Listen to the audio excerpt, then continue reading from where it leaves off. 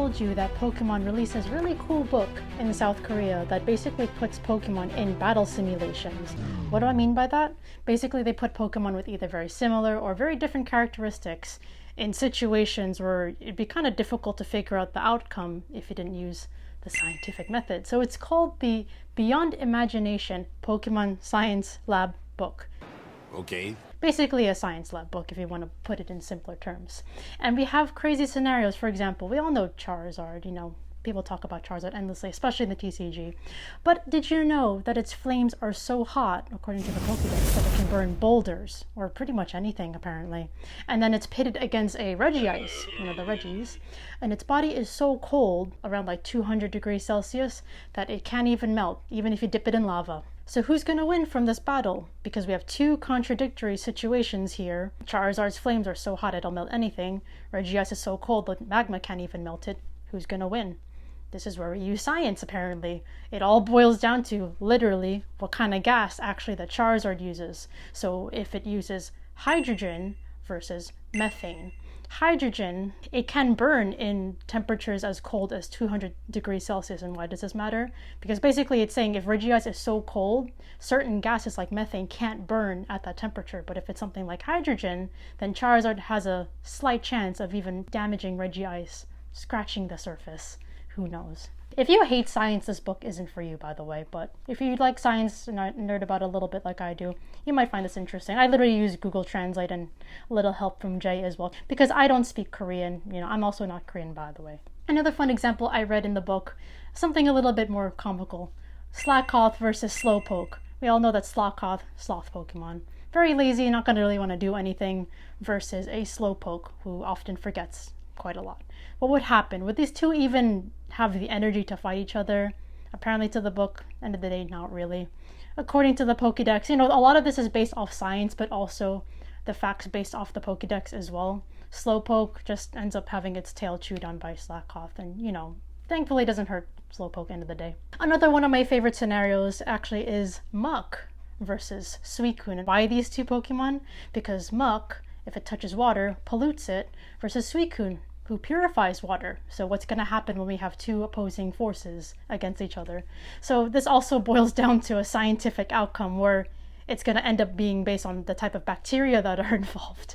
So when we have Muck polluting water and then we have Suicune coming to purify the water, Suicune ultimately wins. And why is that? Because Suicune, it controls the wind blows oxygen over the water, the oxygen-loving bacteria kill the oxygen-hating bacteria, which comes from the pollutants.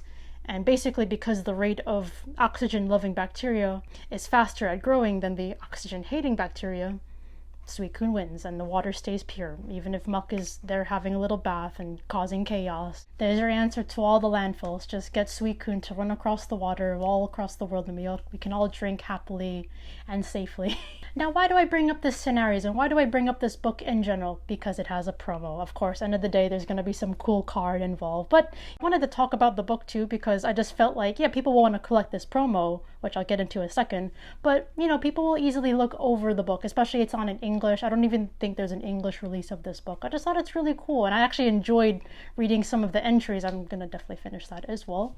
But you see Pokemon in a very different way, in a very different light. It's not just your usual battles from the video games. But back on the promo, what Pokemon is it involving? It's actually Rayquaza, one of my favorites, as you can see here. So this promo, you've probably also seen it in English from the Rebel Clash Check Lane blisters. I believe 3 packs, maybe the single packs as well. It has a Cosmic Hollow foil. For the TCG people, it does like 120 damage with Power Blast. You have to discard an energy, and then there's another attack called Jaw Lock. Basically, the defending Pokemon who gets hit by this move cannot retreat on the next turn, etc. So it's that card. Illustrated by Sotaro.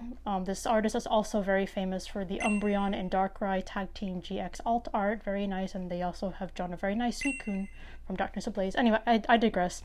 Very beautiful Rayquaza artwork. but it comes out in Korean in a very different way through the lab book, and it's particularly volume 4. There are 4 different volumes. They all released at the same time in 2020, same year as the English release. And the book is really nice. It's actually illustrated by Kagimaru Himeno.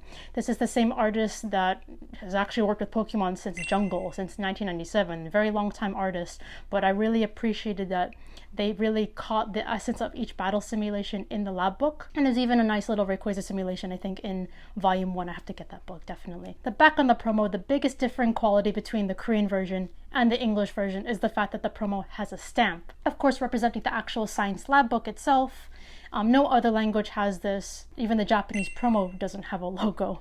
But yes, even though this promo has yellow borders similar to the English version, of course it has its logo, but it also has the straight line holographic foil that we see on the other Sword and Shield holographic cards. Overall too, I'm not too sure how many of these were printed. However, at this point, since this was a 2020 release, we can safely assume that this is no longer in print.